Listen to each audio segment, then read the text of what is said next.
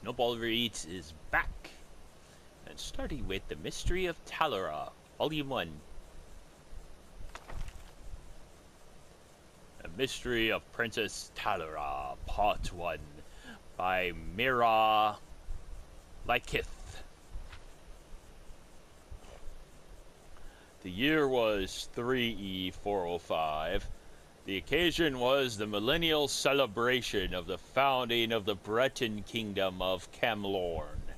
Every grand boulevard and narrow alley was strung with gold and purple banners, some plain, some marked with the heraldic symbols of the royal family or the various principalities and dukedoms which were vassals of the king. Musicians played in the plaza, great and small, and on every street corner was a new exotic entertainer. Redguard snake charmers, Khajiit acrobats, magicians of genuine power, and those whose flamboyant skill was equally impressive, if largely illusion.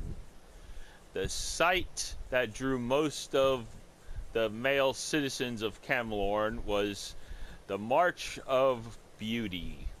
1,000 comely young women, brightly and provocatively dressed, danced their way down the long, wide main street of the city, from the temple to Sethite to the royal palace. The menfolk jostled one another and craned their necks, picking their favorites. It was no secret that they were all prostitutes, and after the march and the flower festival that evening, they would be available for more intimate business. Gaina attracted much of the attention with her tall, curvaceous figure barely covered by strips of silk, and her curls of flaxen hair specked with flower petals.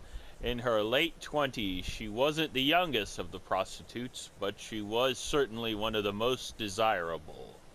It was clear by her demeanor that she was used to the lascivious glances through,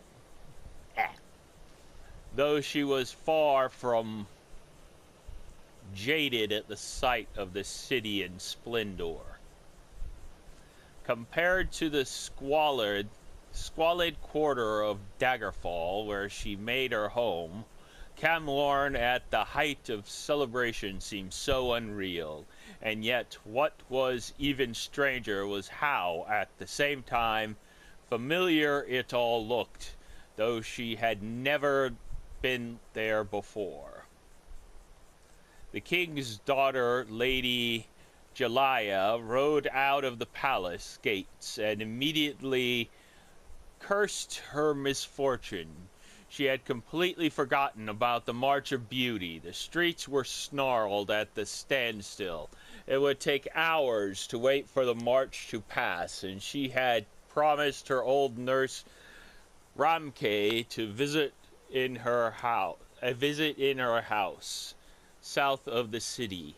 Jalaya thought for a moment, picturing in her mind the arrangement of streets in the city, and devised a shortcut to avoid the main street and the march. For a few minutes she felt very clever,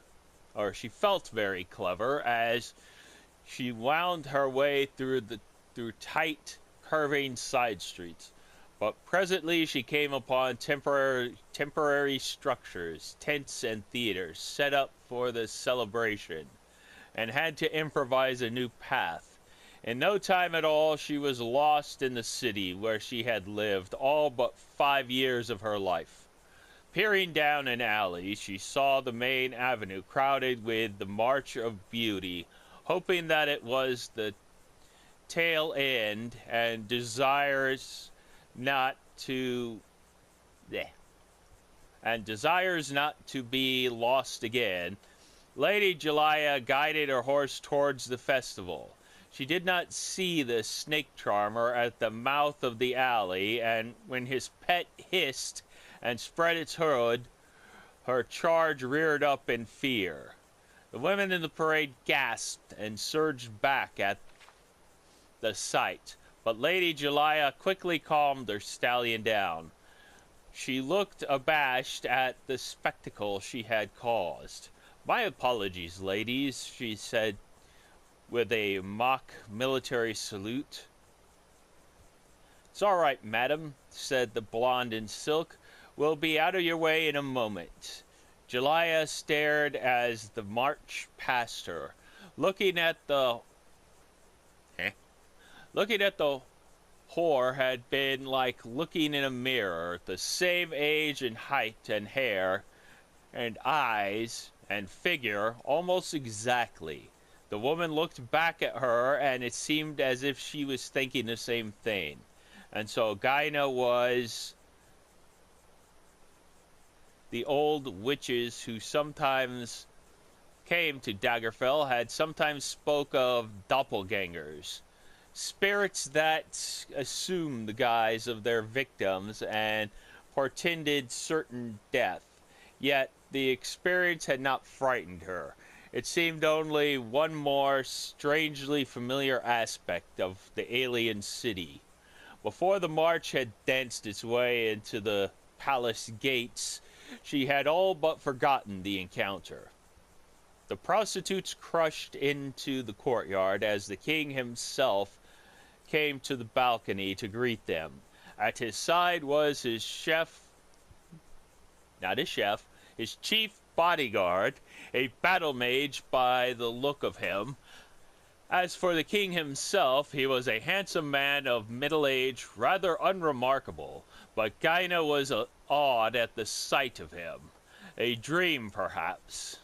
Yes, that was it. She could see him as she had dreamt of him, high above her as he was now, bending now to kiss her.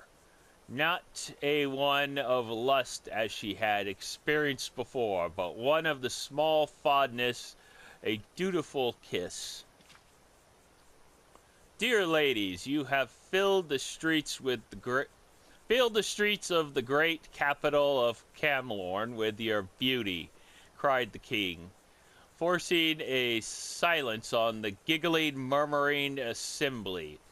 He smiled proudly. His eyes met Gaina's as he stepped shaken. For an eternity they stayed locked together before His Highness recovered and continued his speech. Afterward, while the women were all en route back to their tents to change into their costumes for the evening, one of the other prostitutes approached Gaina. "Did you see how the king looked at you? If you're smart, you'll be the new royal mistress before this celebration ends." "I've seen looks of hunger before, and that wasn't one of them," laughed Gaina. "I'd wager he thought I was someone else, like the lady who tried to run us over with her horse. She's probably his kin, and he thought she had dressed up like a courtesan and joined the March of Beauty. Can you imagine the scandal?" When they arrived at the tents, they were greeted by a stockily well-dressed young man with a bald pate and a commanding presence of authority.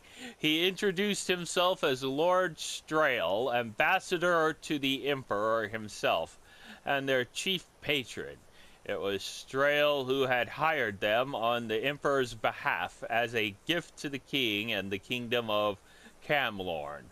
The March of Beauty is but a precursor to the Flower Festival tonight, he said. Unlike the king, he did not have to yell to be heard. His voice was loud and precise in its natural modulations. "I expect each of you to perform well and justify the significant expense I've suffered bringing you all the way up here. Now hurry, you must be dressed and in position on Calvestier Rock before the sun goes down." The ambassador needn't have worried. The women were all professionals, experts at getting dressed and undressed with none of the time-consuming measures. Less promiscuous females required. His manservant Norboth offered his assistance, but found he had little to do. Their costumes were simplicity itself. Soft, narrow sheets with a hole for their heads. Not even a belt was required, so the gowns were open at the sides, exposing the frame of their skin. So it was long before the sun had set that the prostitutes turned dancers were at Calvestier Rock. It was a great, wide promontory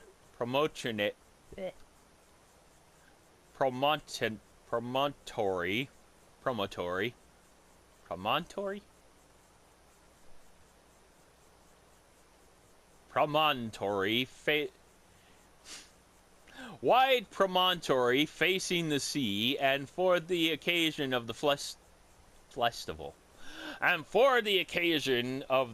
festival of flowers, a large circle of unlit torches and covered baskets had been arranged. As early as they were, a crowd of spectators had already arrived. The women gathered in the center of the circle and waited until it was time. Gyna watched the crowd as it grew, and was not surprised when she saw the lady from the march approaching hand in hand with a very old, very short, white-haired woman. The old woman was distracted, pointing out islands out at sea. The blonde lady seemed nervous, unsure of what to say.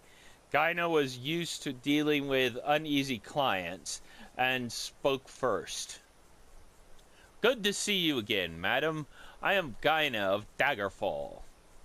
I'm glad you bear me no ill will because of the horse. The lady laughed, somewhat relieved. "I am Lady Jelaya Reyes, daughter of the king." "I always thought that daughters of the kings were called princesses," smiled Gyna. "In Camlorn only when they are heirs to the throne. I have a younger brother from my father's new wife whom he favors," Jelaya replied. She felt her head swim. It was madness, speaking to a common prostitute, talking of family politics so intimately. "Relative to that subject, I must ask you something very peculiar. Have you ever heard of the Princess Talara?" Gyna thought for a moment. The name sounds somewhat familiar. Why would I have? "I don't know. It was a name I just thought you might recognize," sighed Lady Jelaya. "Have you been to Camlorn before?" "If I did, it was when I was very young," said Gyna, and suddenly she felt it was her turn to be trusting. Something about Lady Jelaya's friendly and forthcoming manner touched her. "To be honest, I don't remember anything at all of my childhood before I was 9 or 10. Perhaps I was here with my parents, whoever they were, when I was a little girl. I tell you, I think perhaps I was. I don't recall ever being here before, but everything I've seen, the city, you, the king himself, all seem like I've been here before, long ago." Lady Jelaya gasped and looked a step back. She gripped the old woman who had been looking out to sea and murmuring by the hand. The elderly creature looked to Jelaya surprised, and then turned to Gyna. Her ancient, half-blind eyes sparkled with recognition, and she made a sound like a grunt of surprise. Gyna also jumped. If the king had seemed like something out of a half-forgotten dream, this woman was someone she knew, as clear and yet indistinct as a guardian spirit. I apologize, stammered Lady Jelaya. This is my childhood nursemaid, Ramkey. It's her, the old woman cried, wild-eyed. She tried to run forward, arms outstretched, but Jelaya held her back. Gyna felt strangely naked and pulled her robe against her body. No, you're wrong, Lady Jelaya whispered to Ramkey, holding the old woman tightly. The Princess Talara is dead. You know that. I shouldn't have brought you here. I'll take you back home. She turned back to Gyna, her eyes welling with tears. The entire royal family of Camlorn was assassinated over 20 years ago. My father was Duke of Olin, the king's brother, and so he inherited the crown. I'm sorry to have bothered you. Good night. Gyna gazed after Lady Jelaya and the old nurse as they disappeared into the crowd. But she had little time to consider all she had heard. The sun was setting, and it was time for the flower festival. 12 young men emerged from the darkness, wearing only loincloths and masks, and lit the torches. That makes no sense. 12 young men emerged from the darkness, wearing only loincloths and masks, and lit the torches. The moment the fire blazed, Gyna and all the rest of the dancers rushed to the baskets, pulling out blossoms and vines by the handful. At first the women danced with one another, sprinkling petals to the wind. The crowd then joined in as the music swelled. It was a mad, beautiful chaos. Gyna leapt and swooned like a wild forest nymph. Then, without warning, she felt rough hands grip her from behind and push her. She was falling before she understood it. The moment the realization hit, she was closer to the bottom of the 100-foot tall cliff than she was to the top. She flailed out her arms and grasped at the cliff wall. Her fingers raked against the stone and her flesh tore. But she found a grip and held it for a moment. She stayed there breathing hard. Then she began to scream. The music and the festival were too loud above. No one could hear her. She could scarcely hear herself below her. The surf crashed. Every bone in her body would snap if she fell. She closed her eyes and a vision came. A man was standing below her, a king of great wisdom, great compassion, looking up smiling. A little girl, golden-haired, mischievous, her best friend and cousin, clung to the rock beside her. The secret to falling is making your body go limp, and with luck you won't get hurt, the girl said. She nodded, remembering who she was. 8 years of darkness lifted. She released her grip and let herself fall like a leaf into the water below. Hopefully she missed all the walks. That was Mystery of Talara, Volume 1. As read by Snowball. Have a good day. Bye-bye.